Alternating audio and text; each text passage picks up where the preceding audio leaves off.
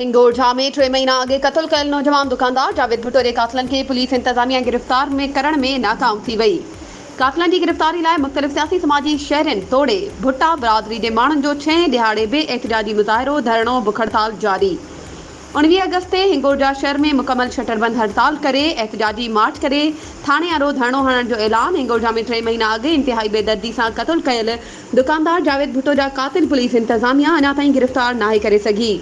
मुख़्तलिफ़ सियासी समाजी कोमपरस्त कारकुननि भुट्टा बिरादरी जे माण्हुनि ऐं मक़तूल जे वारसनि पारां कातिलनि जी गिरफ़्तारी लाइ डॉक्टर नज़ीर खोखर, उल्फत सहतो, मंसूर भुट्टो, परवेज़ भुट्टो, अयाज़ भुट्टो जी अॻवानी में हिंगोरझा स्टॉप ते एहतिजाजी मुज़ाहिरो करे धरणो हयो। बाद में 6 दिहाड़े बे बुख हड़ताल कई वई।